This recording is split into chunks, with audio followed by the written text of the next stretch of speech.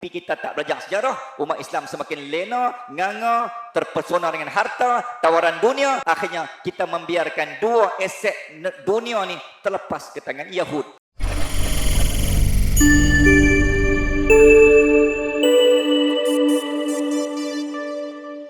Alhamdulillahirabbil alamin alladzi fariqul furqan wa ya munzilal Qur'an bil hikmati wal bayan.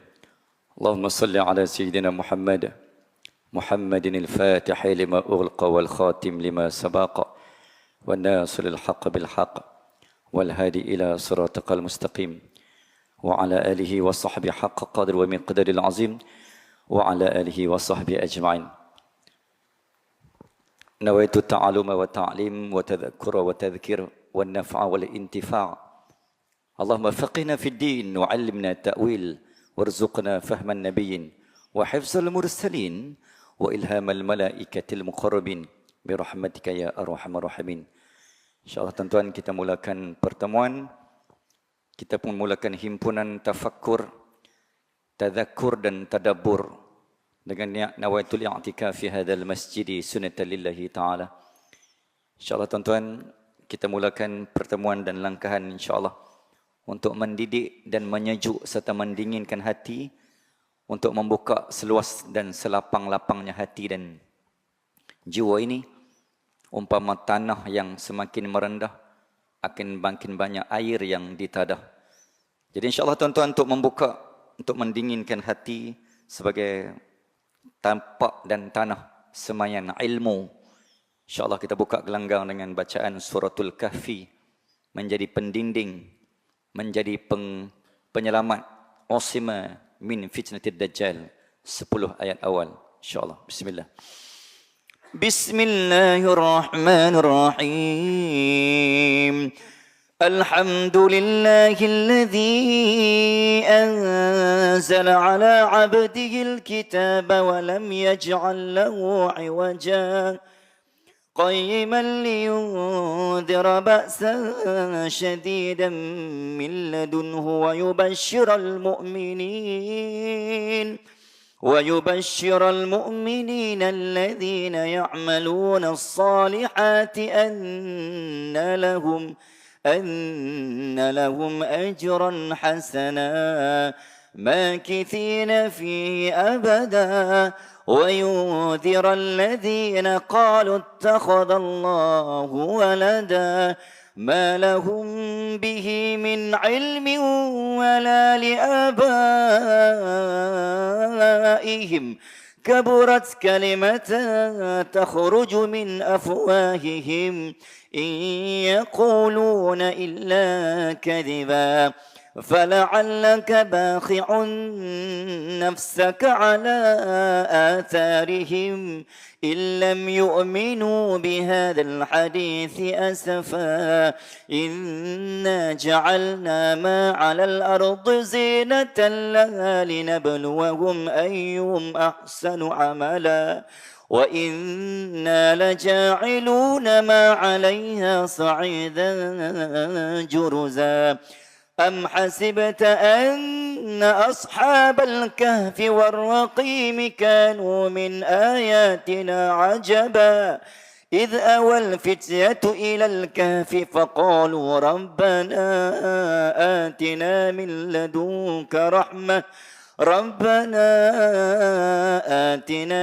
لدنك رحمة وهيئ لنا من أمرنا رشدا Sadaqallahul Aliyyul Azim.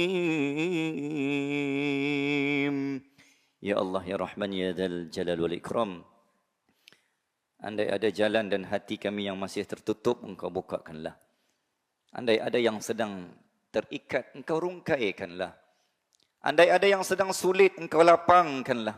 Andai ada yang sedang resah gelisah, Engkau tenang dan damaikanlah, Ya Allah. Andai ada yang tersesat, Engkau tunjukkanlah jalan kembali dan jalan pulang kami, Ya Allah. Andai ada yang kami sedang berbalah dan berpecah, Engkau satu damaikanlah. Andai ada hati yang masih keruh, Engkau jernihkanlah. Amin ya rabbal alamin. Alhamdulillah. Tuan-tuan dan puan-puan, selamat datang ke Final War. Alhamdulillah. Malam ini insyaAllah membincang dan menyambung siri perbincangan di bawah tajuk besar Sejarah Khalifah Kerajaan Uthmaniyah. Di mana tajuk malam ini saya ingin membawa fokus tumpu kita ke arah lokasi-lokasi yang disebut oleh baginda Rasul sallallahu alaihi wasallam yang sedang dan akan terlibat dalam keterlibatan sebagai calon-calon, sebagai finalis lokasi ataupun peserta-peserta perang akhir zaman. Muslimin dan muslimat. Jadi sila persiapkan jiwa, raga, teknikal, fizikal, spiritual anda. Kerana kita akan masuk ke gerbang yang sangat mendebar, menggegar, menggoyang, menggoncangkan. Kerana tajuk ini tajuk yang sangat berat dan besar. Bukan hanya kita berada Israel berperang dengan Lebanon dan Gaza, Palestin. Nampaknya abang-abang videografer kita pun sedang berperang dengan video masing-masing. Oh, seorang Sony, seorang Canon. Selingan. Alhamdulillah. Buah mula. Jadi insyaAllah alang-alang kita sedang berperang dan menyerang ni tuan-tuan. Allahumma salli ala Muhammad. Kalau dalam pasukan bola ataupun game bola sepak, dia ada satu defense dan dia ada satu offense. Offense, defense. Ada kalanya kita hanya bertahan. Ada kala kita melakukan satu gerakan ofensif, iaitu satu gerakan serangan. 90 minit masa yang diberikan bukan hanya sebijak-bijak dan sepower-power, selicik-licik pemain bola. Sallallahu alaihi wasallam tuan-tuan, bukan 90 minit tu bila ref whistle bukan kerja hanya untuk menyerang within 90 minutes. Itu bukan pemain yang bijak. Jadi manusia dalam hidup manusia ni, hidup kita ada masa kita hanya mampu bertahan. Kerana bertahan itu juga adalah satu kekuatan. Serangan itu menunjukkan satu kebijaksanaan, tapi pertahanan itu menunjukkan satu kekuatan dan kekuasaan, serta bagaimana kamu mampu meletakkan diri kamu ketika kamu diserang, kamu berjaya mempertahankan ketabahan, kecekalan. Ketika kita diserang, kita mampu bertahan. Sebenarnya itulah satu-satu signal tanda kemenangan. Kamu tidak rebah ketika kamu diserang, kamu berjaya mempertahankan posisimu. So kebijaksanaan dengan kekuatan perlu digabung jalinkan, maka terhasillah gol. Penang menang tahun ni Piala Malaysia insya-Allah 3-0 Lain macam intro ni. Sejak jadi coach ni lain macam intro Okey, muslimin dan muslimat, hadis yang Nabi bawa, kita berada di fasa yang keempat. Fasa yang keempat ni disebut fasa yang mulkan jabriyah ataupun mulkan jabriyan. Fasa ni fasa yang tanah Islam semakin terlepas. Tanah ni, zaman yang umat Islam dibantai tanpa belas. Zaman ni, zaman yang penjajah cuba memadam sejarah tanpa bekas. Zaman ni, zaman yang orang cuba tindas menindas, balas berbalas. Ni zaman ni. Zaman yang wilayah, kuasa, hukum, umat, ukhuwah, kasih sayang, silaturahim, kepercayaan, kejujuran semakin terlepas ke tangan musuh. Ni, zaman yang keempat dinamakan sebagai zaman mulkan jabriyan. Maka tugas umat Islam pada fasa yang keempat adalah kita nak pikutik balik mana-mana hukum, sejarah, adat, budaya, bukti, kegemilangan, sejarah kita hak hebat-hebat yang orang kupik-kutip tu, tanah-tanah kita yang dirampas, zaman ni tanggungjawab umat akhir zaman untuk pikutip, hampir ambil balik. Itu kita punya. Contoh macam kita pernah bincang panjang hari tu, meriam dekat apa tu? Pantai Meriam Timbul, belakang Petron, sampai lah tak ada orang pikutip. Hari tu kita bincang lepas kuliah nak pergi kan. Dekat mana? Seorang pun tak tahu. Ni orang Penang ni. Patutlah kapal main landed, hampa buat tak tahu. Itu meriam kita. Kita ulang balik. 1791, 1821, serangan bagaimana Francis Light. Tikam belakang. Dia main landing ke Pulau Pinang tanpa dalam senyap. Kononnya nak main berdiplomatik. Ni cerita lama ni, 1786, 1821, 1791. Sir Francis Light main menggunakan laluan Selat Melaka. Ending kat Pulau Pinang.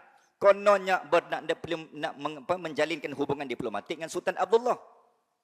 Apa berlaku tuan-tuan? Yang kita hak Melayu ni, yang jenis baik setiap masa ni, tak kira tempat baik sangat ni, sehingga kan akhirnya kebaikan Melayu, tuan-tuan, akhirnya diserang. Diambil kesempatan oleh British ketika itu, oleh Inggeris, akhirnya kita diserang. Menyebabkan Maryam 2 biji, sallallahu alaihi Muhammad tenggelam. Allah takdirkan tuan-tuan, satu timbul sampailah menjadi Maryam timbul. Sampai sekarang, sampai malam ni, seorang pun tak pergi tuntut. Tu kita punya. Di mana? Kita ulang balik tuan-tuan. Di belakang Tok Kong. Ataupun bangunan kuning di belakang Penang Central. Ada satu bangunan yang tersimpan barang kita punya meriam yang diguna pakai untuk mempertahankan kota Kedah sampai ke Kuala Perai. Dari Kuala Kedah masuk ke Kuala Muda Penang, Kuala Muda Kedah. Dulu Kuala Muda satu je. Lah yang ada dua pun. Sallallahu alaihi Muhammad. Lalu ke Pekan Darat sampai ke Kuala Perai, jatuh. Akhirnya Sultan Abdullah dan umat Melayu Islam daripada Penang lari ke Pulau Pinang. Sebahagiannya bukan dia lari saja, tetapi dia lari dengan bawa tanah, bawa nama sebagai mencintai tanah air. Menjadi jawapan kepada persoalan kenapa tanah di Pulau Pinang seberang Perai Utara banyak persamaan dengan tanah Kedah. Kerana jawapannya kita pernah sebut sebelum ni, orang pejuang bangsa Melayu pada zaman diserang oleh Sultan, oleh Siam dan juga oleh Inggeris. Mereka mempertahankan sayangnya watan, sayangnya tanah air, tuan-tuan, dihalau oleh Siam dan Inggeris. Mereka bawa setakat mana yang sempat, bukan dia bawa diri saja, dia bawa nama tempat. Akhirnya nama Kepala Batas, Sintok, Bertam, sallallahu alaihi Muhammad, apa lagi? Pokok Senar, nama-nama yang daripada Kedah semua dibawa. So, sebahagian nama-nama daerah kampung di seberang Perai Utara semua dipinjam dari Kedah. So, orang Penang tak usah buat kemas sangat. Itu semua tu pinjaman semata-mata. So, mujok ada orang Kedah bagi pinjam nama tanah tu. Muslimin dan Muslimat rahimakumullah. Okey, tuan-tuan, tajuk kita malam ni nak habaq mai kata, Nabi menyebut dalam hadis yang diriwayatkan oleh At-Tirmizi, Imam At-Tirmizi dari Abu Hurairah radhiyallahu ta'ala anhu wa arda, bahawa Rasulullah sallallahu alaihi wasallam bersabda, akan keluar dari wilayah timur ulama tafsir kitab Al-Fitan dalam bidang eskatologi akhir zaman mengatakan bahawa akan timbul beberapa panji, beberapa batalion, beberapa pasukan, beberapa regimen, beberapa pasukan tentera terbaik dunia. Yang pertama dari wilayah min qibalil Khurasan, iaitu timur Parsi, Iran. Bendera-bendera panji hitam di mana tidak ada satu pun yang boleh menghalanginya, sehingga ia dikibarkan menakluki dan memenangi ke atas tanah Palestin, iaitu Elia. Elia ni tanah tempat tinggi, Yerusalem. Hadis yang pertama. Hadis yang kedua, Ibnu Majah meriwayatkan, kemudian munculnya bendera-bendera hitam dari arah timur. Dari arah timur inilah ulama tafsir membahagi kepada tiga. Satu Parsi, yakni Iran, Khurasan. Yang kedua daripada wilayah Syam yang mengandungi 4 penjuru negara, Syria, Palestin, Lebanon dan juga Jordania, termasuk Yaman. Kerana Yaman termasuk dalam doa Nabi, Allahumma barik lana fi Syamina wa barik lana fi Yamanina. 2. Dan timur yang ketiga, min qibalil masyriq, daripada wilayah laluan timur yang sering kali kita sebut, dan semua negara yang berada di timur, bermula dari Afghanistan sampai ke seberang Jarastan, seberang Jayastan dan Sembilang Stan. Kita semua kena percaya dan mengaku kita lah yang Nabi sebut tentera akan bangkit dari timur. Bukan kita saja, tapi kita termasuk sebahagian wilayah timur. Lantas mereka memerangi kaum dengan satu peperangan yang belum pernah dialami oleh kaum sebelum ini. Kemudian beliau melanjutkan sabdanya, baginda melanjutkan sabdanya, maka jika kamu melihat tentera-tentera itu, berbai'ahlah kamu walaupun terpaksa merangkak di atas salji. Maksudnya tuan-tuan, we have no choice. Bila sampai zaman tu, kita kena picok 10 jari masuk tentera. Tu point dia. Muslimin dan muslimat rahmakumullah. Alhamdulillah. Saya minggu lepas ada program dengan di Mindef. Jadi memakai pakaian tentera, saya rasa bila kita duduk sembang bab ketenteraan dan peperangan, dan Allah bagi peluang baru ni dengan daripada Colonel, daripada tentera darat di Raja Malaysia, memakaikan pakaian dia buat khas pada saya sebagai core agama Kagat. Nanti tuan-tuan tengoklah dalam program dia rakaman lagu terbaru yang saya cipta, Sallallahu Alaihi Muhammad, yang akan mudah-mudahan akan dilancarkan, akan diluncurkan sekitar sebulan daripada sekarang. Lagu single saya yang menggabungkan saya dan juga daripada kumpulan nasyid daripada pasukan tentera darat yang akan dilancarkan, yang akan diluncurkan kurang lebih 3 minggu atau dari sebulan dari sekarang, di mana saya memegang watak sebagai, tonton nantikan kemunculan lagu terbaru yang berkaitan dengan ruhul jihad Palestin. Nah, Abang Mai kata bila memakai pakaian tentera tu tuan-tuan, saya rasa ya Allah, selama ni kita duduk sembang bab teori, tapi bila kita pakai pakaian uniform yang ada ruh, kita rasa bagaikan Allah menyuntik satu ruh, satu semangat, satu spirit yang luar biasa. Walaupun body kita hanya seberat 40 kilo je. Tersebut pula. Alhamdulillah. Sebab tu nampak tuan-tuan cukup habis. Kena clean. Nak pakai baju tentera ni, walaupun hanya lakonan, tetap kena clean. Muslimin dan muslimat, nasib. Kira ini antara sumbangan saya pada tentera lah. Jadi lagu dan lirik saya cipta, gabungan dengan kumpulan nasyid tentera darat, Sallallahu Alaihi Muhammad, hadiah saya untuk pasukan tentera udara, darat dan laut sebagai lagu jihad Palestin yang akan dibawa oleh semua pasukan tentera. Okey, tuan-tuan dan puan-puan, kembali. Okey, jadi bila Nabi sebut Islam akan bangkit, rising Islam will be rise. Rising Islam from the east. Islam akan bangkit dari timur, maka tuan-tuan nak bangkit dari mana? Okey, jom kita tengok lokasi-lokasi yang telah dikenal pasti dalam hadis-hadis kitab Al-Fitan daripada pihak kita orang Islam maupun kepercayaan pihak Kristian yang dinamakan sebagai bidang ilmu eskatologi ataupun dalam bahasa Yunani disebut eskatos. Jadi cerita tentang lokasi ini kita kena alert dan kita kena be careful and beware. Kita kena ambil tahu tentang, tuan-tuan, sebab lokasi ini lokasi yang disebut oleh Nabi tentang kita kena support berjuang untuk memenangkan Islam kerana musuh akan conquer tempat ini kalau kita tak conquer. Yang pertama dinamakan sebagai Semenanjung Sinai. Tuan-tuan, Semenanjung Sinai ini di bawah kerajaan Mamluk sekitar 1861 sehingga 1878. Kerajaan Mamluk adalah kerajaan yang menguasai bumi dunia ini sebelum kerajaan Utsmaniyah. Ketika Mamluk jatuh di bawah Sultan ataupun Khalifah Muhammad Ali Pasha, maka penggantinya adalah kerajaan Utsmaniyah. Jadi kerajaan Utsmaniyah memiliki ataupun memegang perjalanan penguasaan hal ehwal pentadbiran negara Mesir ketika itu, termasuk Semenanjung Sinai. Muslimin dan muslimat, kawasan Mesir ini kawasan yang disebut sebagai Ardul Barakah ataupun Ardul Kinanah, tempat Nabi Musa mendapat wahyu. Mana-mana bukit yang nabi-nabi pernah pijak untuk mendapatkan wahyu, musuh dia akan conquer dan dia akan take over kerana dia tak mau umat Islam duduk di tempat yang ada keberkatan mukjizat tapak kaki Nabi. Jadi antara tujuan kenapa musuh-musuh Islam nak mengongkeri, ayat baru nak mengongkeri, nak menguasai Semenanjung Sinai, sebab dia nak kita terputus terus daripada keberkatan tapak kaki Nabi yang pernah mendapat mukjizat wahyu dari situ. Okey, lokasi konflik perang akhir zaman yang pertama, Semenanjung Sinai ini tuan-tuan, di bawah Mesir, yang di bawah kerajaan Mamluk, lepas tu pas dekat Ottoman. Okey, apa berlaku? Bila General Allenby ini adalah orang pertama daripada British dan Inggeris yang masuk ke dalam Palestin 1927. Ini cerita sebelum Yahudi masuk. Dia orang pertama masuk secara senyap.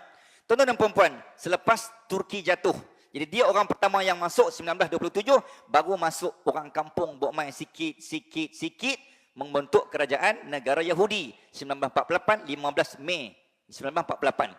Cerita dia, kenapa mereka nak kuasai Mesir ni? Yang pertama, Mesir ada bumi yang ada berkat, yang ada ruh, satu. Yang kedua, Mesir ni mempunyai logistik dan kekuatan negara yang banyak bukit. Jadi mana-mana negara yang ada bukit memberi satu advantage kepada musuh jika mereka take over, boleh menggunakan bukit sebagai pendinding dan penahan bila berlakunya perang. Ini antara tujuan spiritual dan teknikal. Kenapa Semenanjung Sinai ini nak dikuasai oleh Yahud. Akhirnya tuan-tuan, pada 1967 berlaku perang, dia panggil Perang 6 Hari. Perang 6 hari ini berlaku 1967 di mana Israel, Yahud ketika itu dah menguasai Palestin. Mereka menggunakan segala kekuatan yang ada. Akhirnya berlakulah perang fasa pertama 1967. Waktu ni tuan-tuan, Arab dia berada dalam jaluran dan gabungan gagasan dia panggil Liga Arab. Bukan hanya bola ada liga, negara pun ada liga. Waktu ni kita ada 6 negara Arab. Yang lead adalah Mesir dan Syria. Berlaku perlawanan tuan-tuan dan puan-puan. Akhirnya Israel menang tipis. Okey, saya tak ringkas, saya tak detail sangat kat sini tuan-tuan sebab banyak kita nak bincang ni. Okey, bila lawan punya lawan, kekuatan Israel waktu tu lebih bersedia dari segi artileri dan juga militeri serta infanteri. Barisan tentera Israel lebih bersedia. Akhirnya Israel menang tipis 1-0. Bila menang tuan-tuan, Sinai dan juga yang kedua Bukit Golan. Bukit Golan ni dia berada di Syria. Tapi sekarang dalam wilayah Israel, Israel dah take over dah. Pada 1967, 2 tanah Islam telah dirampas dan 2 tanah Islam sudah terlepas, iaitu Sinai dan juga Golan. Dua-dua ni aset mahal berharga untuk umat Islam. Tapi kita tak belajar sejarah, umat Islam semakin lena, nganga, terpesona dengan harta, tawaran dunia. Akhirnya kita membiarkan 2 aset dunia ni terlepas ke tangan Yahud. 1967. Akhirnya tuan-tuan dan puan-puan, 1973, maka geng Arab yang dikuasai dan dipimpin oleh Mesir dan juga Syria ketika itu bagaikan tersedar dan tertampar. Weh, kita buat apa ni? Itu tanah kita kot. Pasal apa kita biar terlepas ni? Tak boleh ni. Kita kena kumpulkan semula kekuatan. Muhasabah balik. Astaghfirullah Rabbal baraya. Astaghfirullah minal khataya. Hasil muhasabah 1967 sampai 1976. Maksudnya tuan-tuan, for the next 6 years, 6 tahun berikutnya berlaku serangan kali kedua. Liga Arab berlawan dengan Israel, dia panggil perang Yom Kippur. Perang inilah yang menjadi titik takut dan titik jatuhnya Israel, di mana wilayah Bukit Golan dan juga Semenanjung Sinai tuan-tuan kembali ke tangan. Kita menang 1973, 6 Oktober. Itulah kali terakhir mereka Israel mendapat serangan yang paling amat dahsyat sehingga kan Sinai dan Golan terlepas dari tangan mereka dan kembali menjadi hak milik kita. Alhamdulillah. 1973, 6 Oktober. Bermula dan bertitik tolak dari 6 Oktober 1973. Tuan-tuan dan puan-puan, maka for every 6 Oktober, for every year, Israel akan berjaga-jaga. 6 Oktober 1974, 75, 76, 77, 78, 79, sampailah 6 Oktober 2023. Tidak ada sebarang peperangan. Maka Israel mendabik dada. 6 Oktober 1973, kali terakhir kita diserang. 6 Oktober 2023. Cukup genap 50 tahun. Tanpa ada perang. Kita menang. Mana ada Israel, mana ada Arab berani lawan kita. Maka mereka menyambut anniversary Jubilee emas. 50 tahun tanpa perang. Akhirnya tuan-tuan, apa berlaku? Kita flashback balik. Sempena anniversary setahun peperangan di Gaza. 6 Oktober 2023 terjatuh pada hari Jumaat. Sebagaimana yang kita pernah ulas dan kita pernah bincang, sallallahu alaihi wasallam, dia ada 2 pantang larang bagi 2 agama besar dalam peperangan. Yang pertama, Kristian, Rom, Barat. Dia ada satu kepercayaan, perang tak boleh dimula dan perang tak boleh berlaku pada malam gerhana dan jatuh pada hari Ahad. Okay, ini kepercayaan Kristian. dalam Bible maupun dalam kitab Old Testament lama mereka. Yahudi, kita ulang balik tuan-tuan, ulang kaji balik, kepercayaan Yahudi tidak boleh berlaku perang pada hari Sabtu. Dia panggil Yaumus Sabat. Yahudi dia ada 6 perayaan.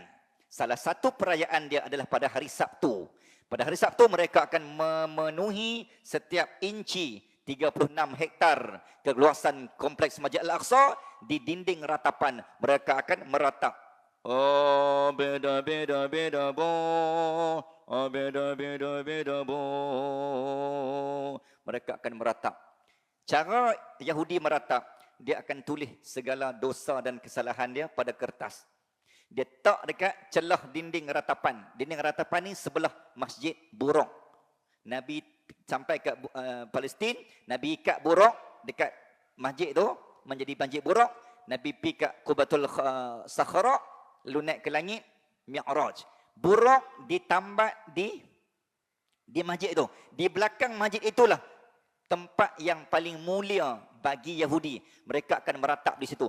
Sambil tulis kesalahan mereka. Bila tulis tuan-tuan, pergi meratap teriak dinding tu, akhirnya sallallahu alaihi Muhammad pada next Sabtu dia mai pula, dia akan pergi kutip kertas yang jatuh dari dinding celahan. Kepercayaan mereka, bila kertas tu jatuh, maka gugurlah dosa mereka. Okey, apa kaitan dengan perang? Okey, bila 6 Oktober 2023, tuan-tuan dan puan-puan, hari Jumaat, kebijaksanaan dan kejeniusan politik dan juga perang yang dicetuskan oleh Yahya Sinwar selaku mastermind politik dan juga technical serta tactical war yang digunakan oleh Yahya Sinwar, dia yang mengilhamkan perang hanya mesti dibuat pada next day 7 Oktober 2023 ketika Yahudi sangat takut hari itu berlaku perang. Akhirnya tuan-tuan dan puan-puan, maka genius politik sekali lagi Yahya Sinwar yang mengilhamkan dengan izin Allah Azza wa Jal, maka 50 tentera skuadron udara, tentera diraja udara Al-Qassam dengan menggunakan paragliding dan paralayar, paragliding keluar dari tempat persembunyian, tak pernah disangka-sangka. Akhirnya tuan-tuan, kawasan kota Ashkelon ni kota Asqalan, asalnya Palestin. Israel ambil, dia jadi pusat navigasi, komunikasi, artileri, pusat data internet, monitor dan memantau setiap pergerakan radar di udara. Jadi bila berlaku 7 Oktober, memang Yahudi tak ready, mereka tu tengah nak meratap. Dalam keadaan tak ready itulah datangnya 7 Oktober tahun lalu, maka 300 komander utama telah ditahan dan ditawan, meranapkan seluruh kesombongan, keegoan, kekuatan Israel laknatullah setelah 50 tahun tak pernah diserang dan tak pernah ditentang. Akhirnya lebur dan gugur ego mereka hanya dengan sekelip mata. 7 Oktober. Muslimin dan muslimat rahmakumullah. Itu ulang kaji balik bagaimana boleh berlakunya perang. Jadi tuan-tuan, 1973 sampai 2023 Israel dan Yahudi ni dia selesa lah. Tak pernah diserang.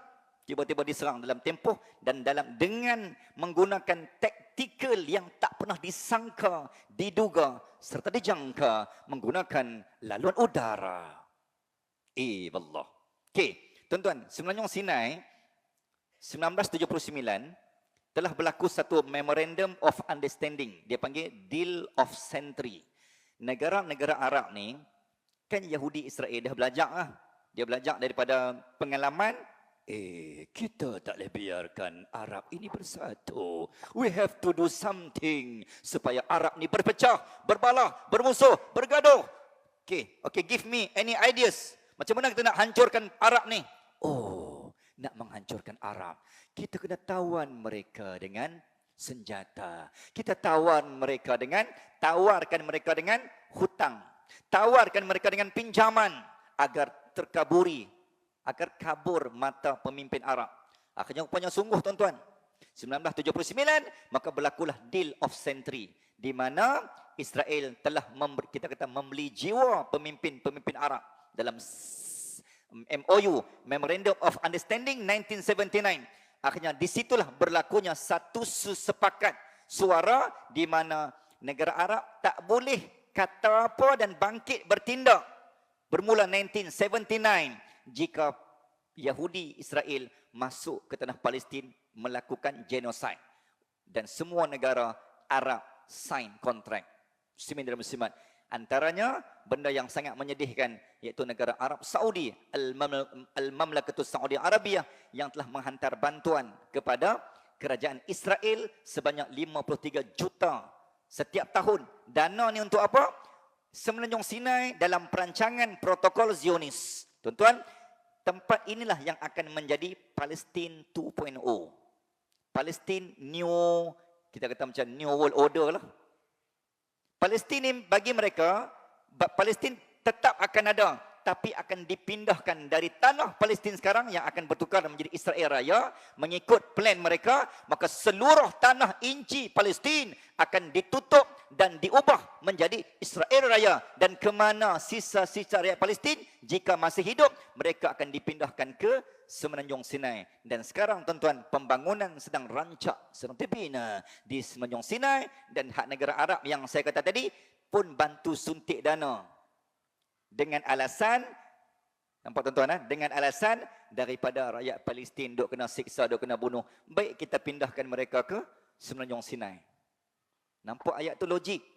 Saya ulang, daripada duk membiarkan rakyat Palestin terbiar, tersiksa, terbunuh, kan, muslimin dan muslimat, tertindas, dizalimi di bumi Palestin, baik kita pindahkan mereka secara aman ke Semenanjung Sinai.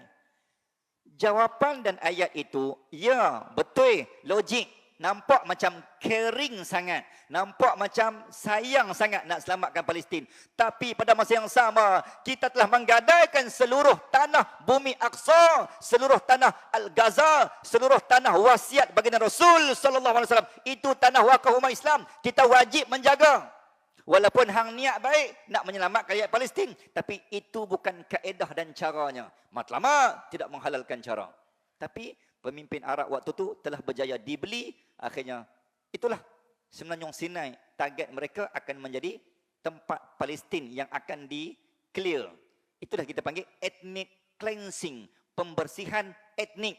Dan etnik kalau ada, Palestin kalau ada, semua nak dipindahkan ke Semenanjung Sinai. Tuan-tuan dan puan-puan, untuk rekod, Semenanjung Sinai mempunyai keluasan 60,000 km persegi yang dulunya di bawah pentadbiran kerajaan Mamluk dan seterusnya di bawah pentadbiran kerajaan Utsmaniyah.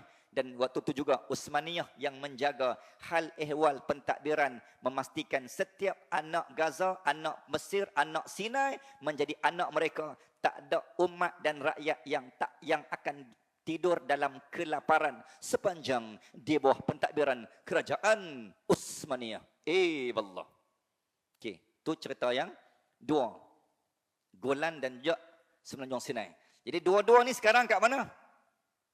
Dua-dua ni masih berada di bawah Israel lah. Sebab mereka dah rampas balik. Sallallahu alaihi wasallam. Walaupun 1973 kita ambil balik dan sekarang kedua-dua ni berada di bawah wilayah taklukan penjajahan Israel, Sinai dan juga Golan, kerana termaktub perjanjian MOU 1979 bersama dengan kerajaan negara Liga Arab di sekitar negara Palestin. Yang ketiga, Harmageddon. Harmageddon ni tuan-tuan, okay, ini bumi bentuk dia sebelah kanan tu. Harmageddon ni, sallallahu alaihi Muhammad, ini Bukit Golan, Bukit Golan. Okay, Bukit Golan. Okay, yang ketiga, ini Harmageddon. Bukit Golan tadi mempunyai keluasan 1,800 km persegi yang menjadi sumber air. Kenapa Israel nak sangat Bukit Golan? Tadi Semenanjung Sinai dia nak sangat sebab apa? Sebab dia nak halau semua rakyat Palestin pergi ke situ. Terbinalah Palestin baru.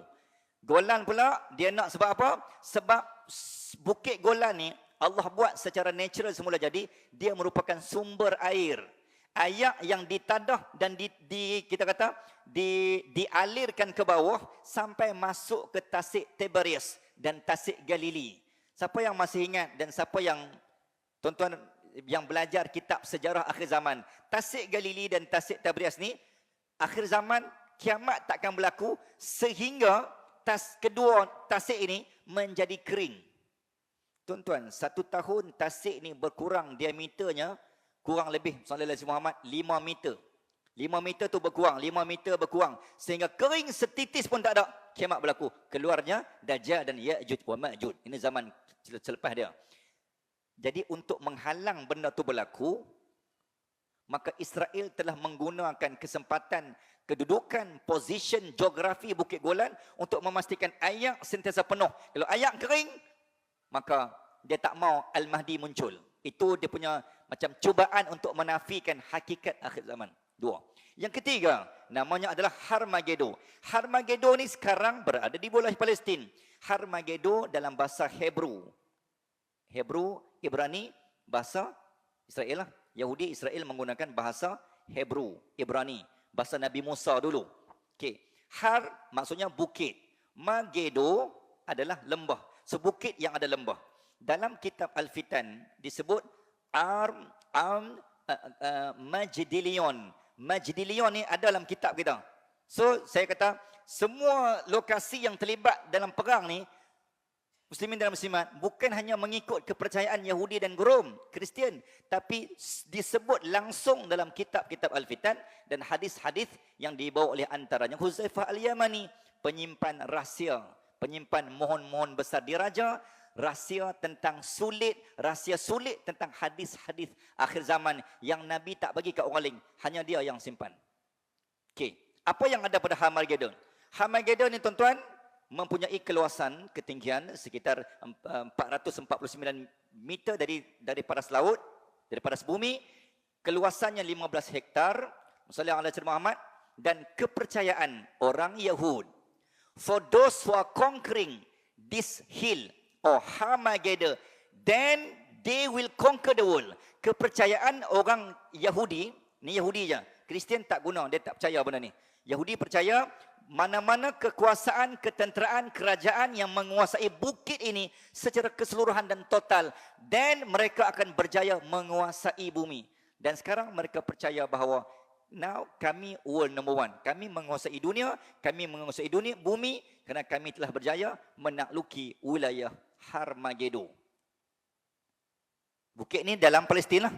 Dan sekarang berada di utara Palestin, dan sekarang berada di wilayah negara Israel. Maksudnya, okey, tuan-tuan faham macam ni. Macam mana nak tahu yang ni dalam Israel ke, ni Palestin ke? Cerita dia semua Palestin. Okey, terpecah wilayah Palestin kepada 3 kawasan. 3 partition, 3 zon. Zon ini terpecah kepada pada tahun 1993, perjanjian Oslo, ketika Yasser Arafat memimpin PLO, pemimpin Palestin. Zon A dipanggil zon kita sekarang ni. Zon Gaza, zon Khan Yunis, zon Al-Adir Arbalah, yang totally rakyat Palestin Islam sahaja. Palestin ada 11 daerah. 5 daerah berada di zon A. Zon A inilah zon yang mempunyai aset harta berharga daripada Gaza sampai ke Rafah, sallallahu alaihi Muhammad, dan dia menghampiri ke wilayah Syria dan Jordan sempadan. Zon B, zon yang semua Israel duduk. Jadi majoriti Israel, kota Ashkelon, Tel Aviv, ini semua ni kita panggil wilayah yang dirampas oleh Israel. Kita minority. So zon B, zon majority yang dikuasai oleh Israel. Zon C adalah zon sharing. Kat mana? Zon kongsi. Zon kongsi ni zon Jerusalem, Baitul Maqdis. Ada komplek Masjid Al-Aqsa terbahagi 2. Barat Israel pegang, timur Al-Qassam pegang. Jadi yang boleh kita masuk sekarang adalah hanya melalui Aqsa. So Palestin yang boleh masuk. So, saya insya-Allah Allah izin dalam bulan 2 ni, bulan 2 hingga 9 Februari, so, siapa yang berhajat dan berminat, abang video kamera ada berani buat Sony di sana. Pastikan tripod tu hujung tu ada senapang, ada peluru Depan tembok video, belakang kena pergi upgrade sikit lah. Pergi cari tripod yang ada boleh magazine 20 biji Sallallahu alaihi Muhammad. Okey. Okey, kat mana tadi? Tuan-tuan dan puan-puan, Palestin masih boleh masuk tak? Boleh, tapi hanya melalui sempadan Jordan ke Masjid Al-Aqsa sahaja. Jerusalem yang berkongsi tanah dengan Israel. Okey. Tuan-tuan, muslimin dan muslimat, malam ni kita hanya bincang tentang lokasi ni saja. Okey. So, penguasaan Harmageddon ni, ataupun yang ni yang kita sebut Armageddon.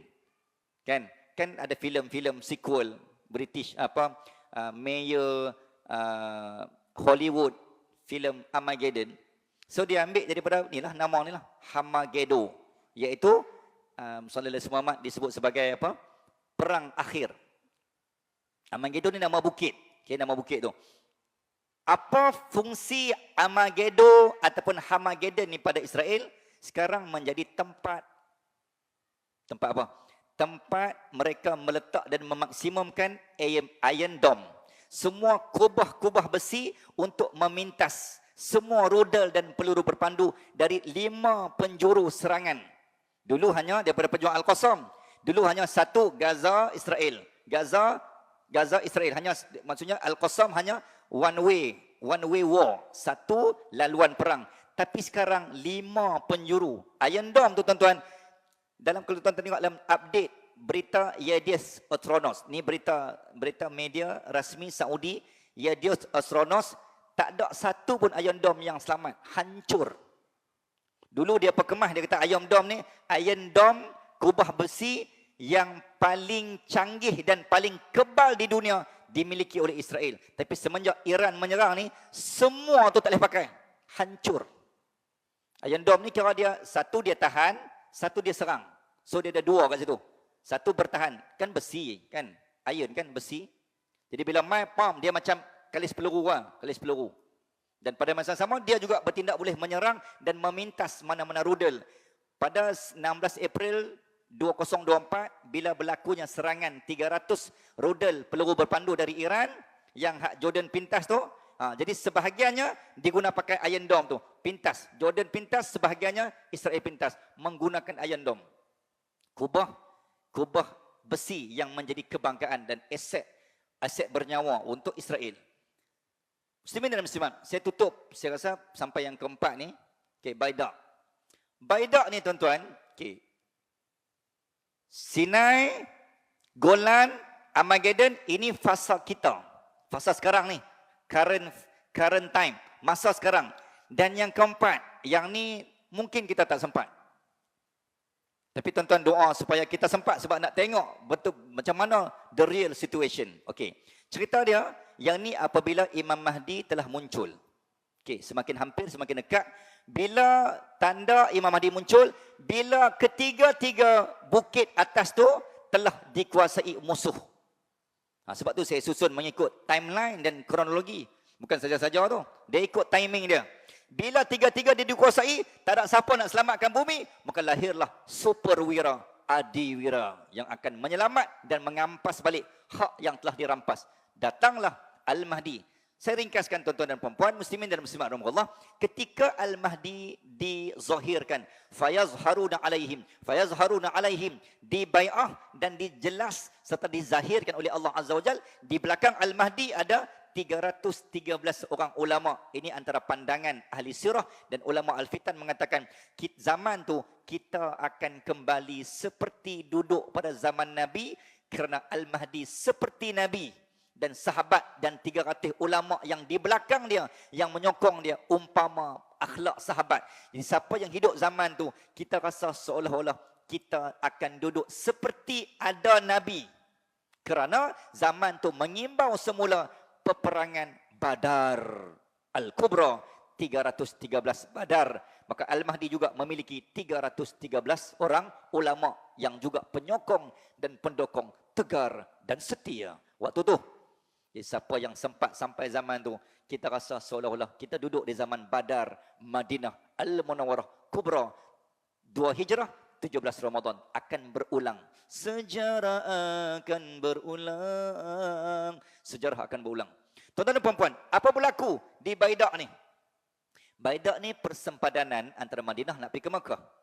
Tuan-tuan dan puan-puan, bagi siapa jemaah haji yang pernah menunaikan haji ataupun umrah, ketika nak berlepas dan bergerak untuk masuk ke kota Makkah, bagi menunaikan umrah, kita akan melalui dan kita akan melepasi sempadan Zulhulaifah ataupun Masjid Asy-Syajarah ataupun Masjid Bir Ali untuk menunaikan miqat, iaitu niat nawaitul umrata wa ahramtu biha lillahi ta'ala. Disitulah titik mulanya. Ketika kita labbaik Allahumma labbaik, labbaik la syarika lak labbaik. Dalam ihram, kita bergerak menuju Mekah sekitar 445 km jarak bas. Kalau jarak kereta api 37 kita, 373. Kalau jarak jalan kaki 507.8 km.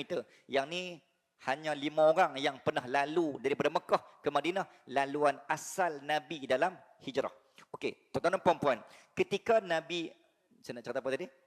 Ketika kita bergerak daripada Zulhulaifah menuju ke Mekah, akan ada satu simpang 3 sempadan. Yang ni mutawif kena ambil, saya rasa hanya mutawif yang dia faham cerita akhir zaman, dia akan cerita bila sampai sempadan tu. Sebab tak semua jemaah umrah yang akan dibawa ke sini. Jadi ilmu akhir zaman diperlukan bila pergi umrah ni ataupun haji. Dan mutawif tu kena tahu dan dia kena cerita seminar-seminar. Okey, Baidak ni tuan-tuan, dalam kajian saya, dia ada satu pandangan. Ketika Al-Mahdi keluar, akan datang dari Syam ataupun dari Syria. Sallallahu alaihi Muhammad. Untuk rekod sekarang, tentera negara Syria dikuasai oleh Bashar al-Assad. Maksud kita kata Syiah lah. Dalam rekod hadis Nabi, antara tentera yang mula-mula menyerang dan menentang adalah Arab, Syiah. Sebab Syiah, dia tak mengaku Imam Mahdi itu dari kalangan Ahlussunnah wal Jamaah.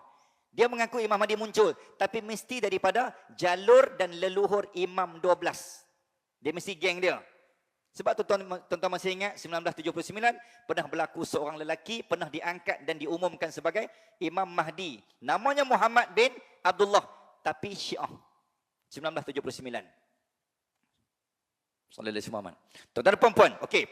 Bila Imam Mahdi muncul ni, tentera As-Sufyani, tentera dari Syria yang bermazhab Syiah secara total, dihantar oleh pemimpin Syria untuk bergerak dari Syria ke Mekah, sebab waktu tu Imam Mahdi dibai'ah di Mekah, kan, antara Hajar Aswad dan juga Maqam Ibrahim. Ketika itu tuan-tuan dan puan-puan, mereka cuba nak menggagalkan misi Al-Mahdi menakluki Palestin dan Baitul Maqdis yang masih dikuasai oleh Yahudi pada ketika itu. Maka bergeraklah 300 tentera. Ketika sampai, tuan-tuan dan puan-puan, nak masuk dari Syria nak pergi ke Mekah, ada 2 laluan. Satu, Syria, Jordan, Madinah, Mekah. Satu lagi laluan, Syria, Iraq, Madinah, Mekah. Okey. Laluan yang digunakan pakai lebih dekat adalah menggunakan laluan Iraq. Sebab tu, mana-mana laluan yang melibatkan negara-negara nak pergi ke Al-Mahdi ni, mesti dihancurkan oleh Yahudi. Apa berlaku? Iraq. Apa berlaku? Syria. Apa berlaku? Jordan. Semua laluan ni adalah untuk memudahkan akses lalu kepada Al-Masih, Al-Dajjal untuk menakluki Mekah dan Madinah. Sebab tu, negara Arab ni mesti disyiahkan. Negara Arab ni mesti diwahabikan. Negara Arab ni mesti dihancurkan akidah dia. Supaya, kan, kalau masih berpegang Ahlussunnah wal Jamaah, akan muncul ulama-ulama yang berpegang pada agama, maka Dajjal akan melalui jalan yang sangat sulit untuk memudahkan laluan Dajjal Tuhan mereka. Negara Arab mesti dihancurkan keislaman, keimanan, ke Ahlussunnah wal Jamaah dia, akidah mesti diruntuh dan lumpuh, memudahkan laluan Dajjal. Sebab tu mereka lahirkan proksi-proksi Syiah, Wahabi, Qadariyah, Batiniyah, Zahidiyah, jalan dah. Okey, tuan-tuan dan puan-puan, nak habis hari ni. Nanti, bila sampai di sempadan Madinah, di sinilah rekod antara kajian yang ditemui, ulama mengatakan bahawa Baidak ni adalah nama tempat dia Bukit Magnet. Siapa yang pernah sampai? Bukit Magnet ni nak pergi dalam hampir, kalau tak jam mungkin 40 minit hingga 50 minit sampai ke Bukit Magnet. Bukit Magnet ni tuan-tuan, macam mana? Okey, Bukit Magnet ni tak ada apa. Dia hanya ada, dia memang hujung jalan mati. Dia kena patah balik. Keluasannya sekitar, tuan-tuan, Allahumma salli ala Muhammad, 180,000 km persegi. Okey, dan dia hanya ada, kalau pergi hari ni lah, kalau situasi hari ni, hanya ada nak naik unta, bayar 10 rial, orang jual kacang-kacang, itu saja. Dan kalau tuan-tuan sampai, suasana dia macam agak hening, sayu. Sebab dia kadang-kadang jarang-jarang dikunjungi manusia. Dan keunikan Bukit Magnet, mungkin tuan-tuan pernah belajar sirah, mana-mana kenderaan, sebab dia berbukit, nama berbukit. Bila kita parking kereta, sama ada lepas handbrake, release ataupun tarik, tuan-tuan akan tengok bas ataupun kenderaan itu yang di parking itu, dia akan tertarik ke arah bukit. Di situ ada disebut sebagai Bukit Magnet. Dalam arti kata lain, seolah-olah Allah nak abang di kawasan itu ada satu benda yang sedang menarik manusia ke arahnya. Pernah dibuat kajian, bas berhenti 2013. Driver turun. Dia nak test betul ke tak betul Bukit Magnet. Tengok semua tuan-tuan, bas tu tertarik ke arah bukit. Walaupun dalam keadaan mendaki bukit, dia tertarik ke arah bukit. Patutnya dia gelongsor. Muslimin dan muslimat, nakumullah. Okey. Pandangan pertama mengatakan di bukit itulah geng tentera As-Sufyani dari Syria, sallallahu alaihi Muhammad, on the way nak bergerak ke Makkah untuk membunuh Imam Mahdi. Misi membunuh Al-Mahdi sampai di tanah itu. Akhirnya seluruh kekuatan 300 tentera Sufyani Syiah itu akan ditenggelamkan oleh Allah kerana ada tarikan magnet bumi di situ yang terkuat. Jadi sebab itulah ditemui kajian, rupanya di situ kemungkinan yang dikatakan bumi akan menarik umat dan tentera yang nak membunuh Imam Mahdi untuk menggagalkan supaya Allah tetap menyelamat dan memelihara Imam Al-Mahdi. Ada pandangan lain, tuan-tuan mengatakan hanya 2 orang terselamat. Yang 2 orang ni akan pergi patah balik ke Syria, pergi bagi tahu dekat pemimpin mereka, ni geng-geng kita mati dah ni, bumi kena telan. Bumi telan depa. Al-Mahdi masih selamat. Lepas itulah barulah tentera itu sendiri yang akan pergi turun, berlakulah peperangan besar di penjuru Kaabah. Sallallahu alaihi Muhammad. Tuan-tuan dan puan-puan, jadi saya nak stop sampai sini. Jadi nak Abang Mai kata, kalau tuan-tuan pergi tempat sini, kalau kita yang tak tahu sirah, dia akan hanya pergi sebagai tempat destinasi pelancongan, ambil gambar, selfie, update, post, pergi beli kacang, naik unta, sekadar untuk keduniaan semata-mata. Sebab sedangkan lokasi dan lokaliti Mekah Madinah sangat banyak yang akan terlibat dalam peperangan akhir zaman ni. Ya tuan-tuan, saya kira kita stop sampai sini dulu. Sallallahu alaihi Muhammad. Dan kesimpulan daripada pertemuan kita malam ini, nak Abang Ahmad kata, Allah buat sirah dan sejarah.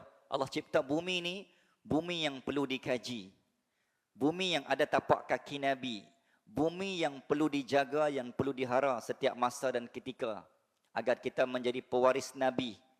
Jangan kamu melepaskan tanah dan hak yang telah kamu miliki, sehingga satu hari nanti kamu tidak ada apa-apa kerana musuh yang kononnya dipercayai akhirnya mengambil kesempatan untuk merampas apa yang kalian punyai.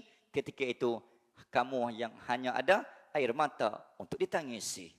Tuan-tuan dan puan-puan, mudah-mudahan menjadi manusia dan bangsa yang sentiasa menjaga harta dan pusaka yang ditinggalkan Nabi. Kerana setiap tanah yang ditinggalkan pada kita, tuan-tuan, semua maharnya darah dan air mata, bukan datang secara percuma. Aku qaulu hadza wa astaghfirullahal azim li wa lakum. Wa billahi taufiq wal hidayah. Assalamualaikum warahmatullahi wabarakatuh. Taqabbalallahu minna wa minkum. Taqabbal ya karim. Bismillahirrahmanirrahim. Allahumma inna nas'aluka 'ilman nafi'a wa 'amalan salihan mutaqabbala wa rizqan wasi'a wa halalan thayyiban wa shifaa'an min kulli da' wa tijaratan lan tabur. Sallallahu ala sayyidina Muhammad wa ala ali Muhammad walhamdulillahi rabbil alamin. Taqabbalallahu minna wa minkum. Taqabbal ya karim.